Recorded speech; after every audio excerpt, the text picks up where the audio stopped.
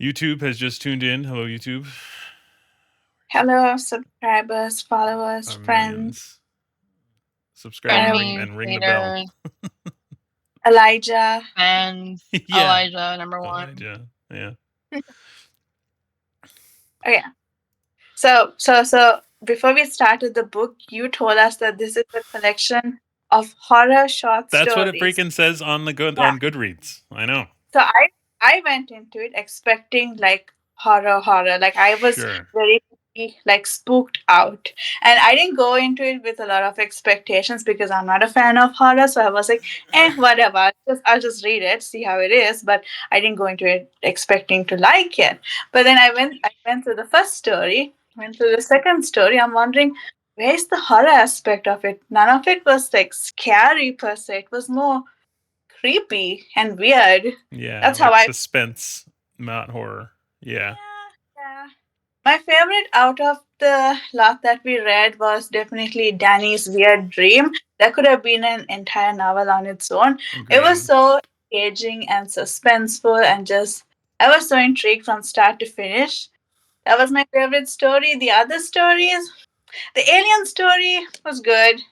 The one with the grandpa like dying was like okay, I guess. Like I Oh didn't really. yeah, weird like it was named like weird like the kid like or strange the Weird Weird kid's name. Willie. Weird Willie. Yeah. Yeah, yeah. That man that one was odd.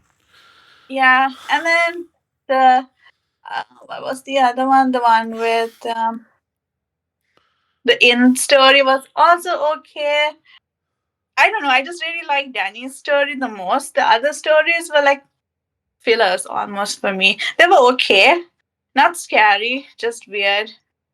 So yeah, I didn't dislike it as much as I thought I would. I wasn't spooked at all. It wasn't scary.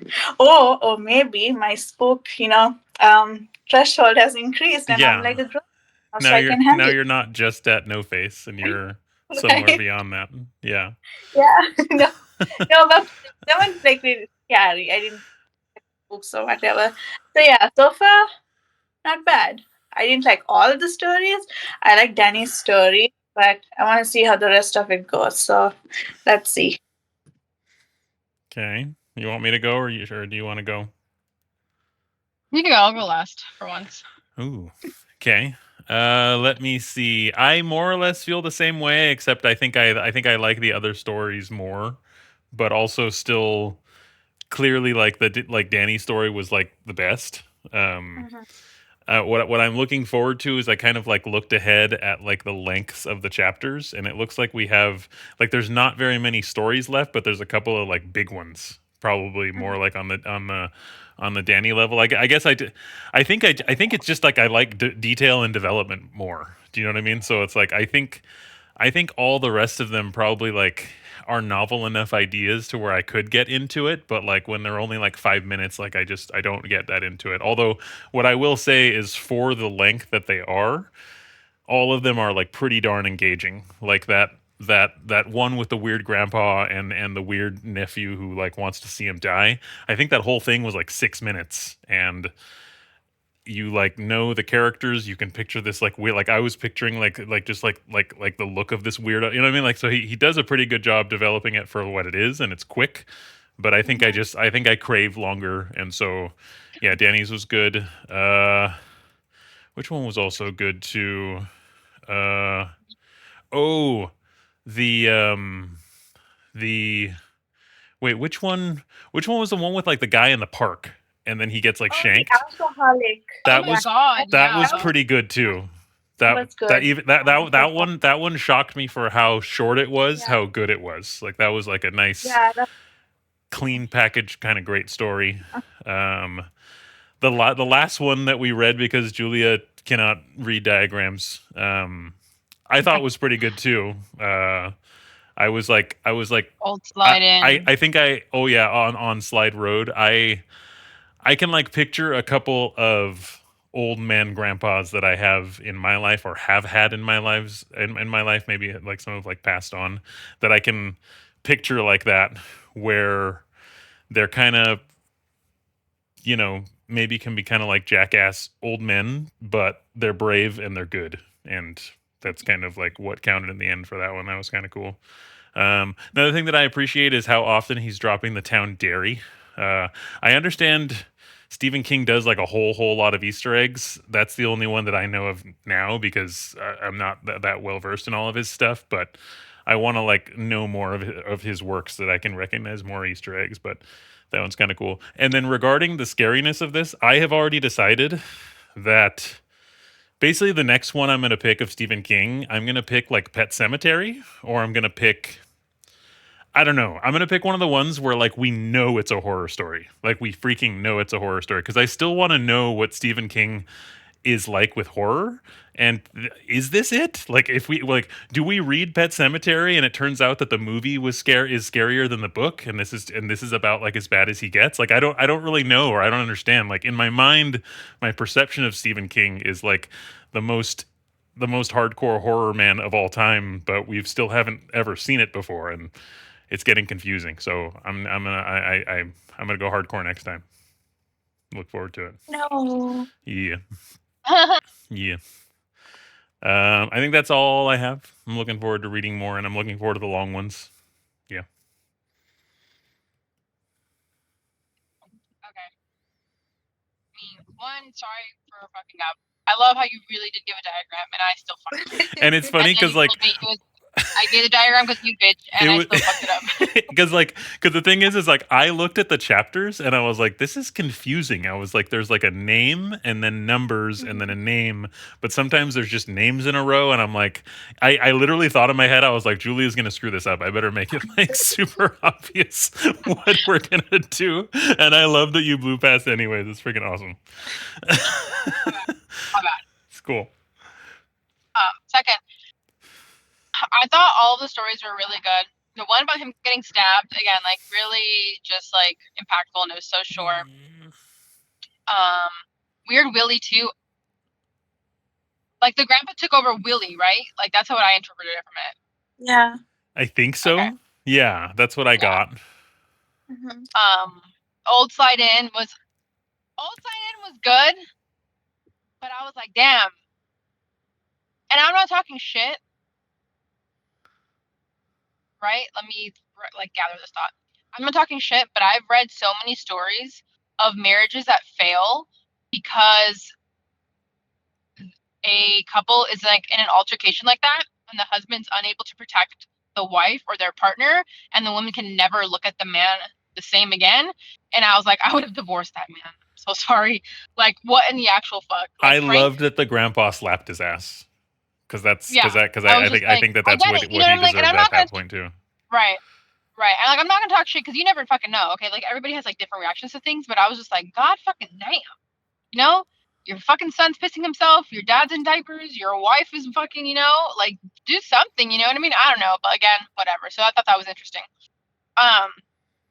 What was the first story anyways? Oh yeah, aliens. So for me it was like more supernatural creepy, but let me tell you something. I don't know if I have a divine sense of righteousness or justice. I don't know what the fuck it is, but Danny Coughlin's Bad Dream was a horror story to me. It was like grinding nails. I could not get over the fact that that man was innocent and there was this evil fucking person. That was so hard for me. Yeah. I think I'm in the wrong profession because that really that's why I mentioned it. I was like, that was like literally psychological torture for me. I'm not even joking. Like that shit impacted me in such a way. I was just like, why the fuck do I feel like this? Like I was so fucking angry. And I wanted to be wrong so bad. Like knowing that he was innocent and knowing that they were doing all of this to pin him drove me fucking insane. I'm not even joking. Insane. Like I had the hardest time with that story because of the character. And not a hard time. Like obviously it was like a good read, but for whatever fucking reason, like I said, I have some like fucking sense of righteousness in my body because I was like, absolutely the fuck not. I was so irrationally angry at the officer trying to pin him down for that shit. Oh my god, I'm telling you, that shit was psychological torture to me. I was like, what in the actual fuck? I felt so angry. I was literally fuming. I was like, are you fucking shitting me? Like this man is clearly innocent, and you guys have such conviction in your fucked up little brain that he's wrong. I don't know what it was about that story, but that story fucked me up, and I was just like, that's mad. That's crazy. That's fucking crazy to me. So that was my favorite story. It was also just like it was hard. I was like, oh my fucking god. I was just so angry. I was like sitting there just like mad. Like I was so angry at the fact that I knew he was innocent, and they're trying to fucking pin it on him when like no problem. I like really pin on him. I listened to shit like 0.7 because I had to get through it because I was going crazy. Like I'm not even joking. It was driving me mad. It was driving me fucking mad. I was like, what the fuck? So that kind of like unlocked something about me that I really didn't know. Because I was like, okay, clearly if I knew I was innocent in something and a cop tried to fucking pin it on me, I would not do well under those circumstances because this is just a fictional fucking story, and I was like ready to, yeah. Anyways, so that was just crazy to me. And I was so fucking mad about it that in the end, I wanted there to be a twist that he did actually do it so that I would stop being so fucking mad at that stupid goddamn officer, but he wasn't. And I was just like, oh, fuck no. Anyways. So yeah, that's all I really have to say about this first half is that shit was rough for me. I was like, what the fuck? That's why I mentioned it. I was like, does nobody else feel like this? Like, is nobody else like mad as fuck that poor Danny Coughlin is fucking innocent? And is a crazy ass officer trying to do because I know that shit happens in life. You know what I mean? I don't think that makes sense. Oh, we're losing you. How many cases you need to fucking pin somebody because it's like a high profile? How about now? Okay, I think you're probably okay now. Yes? It went robot for a second. I go through this weird patch, like specifically right there, every single time. Can you hear me now? Yeah.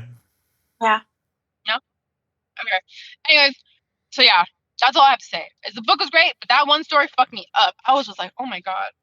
Like I said, I feel like I chose the wrong profession because I was just like, absolutely not. There was no fucking way in hell I would have been his lawyer and just like fucking let that officer treat him like that. And I don't know like the way you're supposed to do it. I really don't know, but I know if I was that fucking lawyer, no, I would have gone to jail. Yeah. Anyways, that's all I have to say. I just can't believe you guys weren't that like upset at it. It was just me. Yeah. Okay. So there's something about me.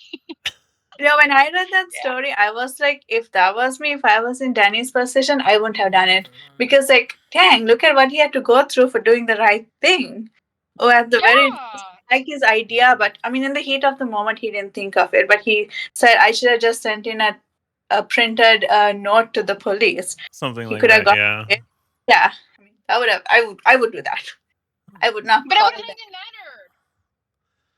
That still crazy counting fuck would have found him, and then that's still weird shit. Like you guys, like I literally was sitting there.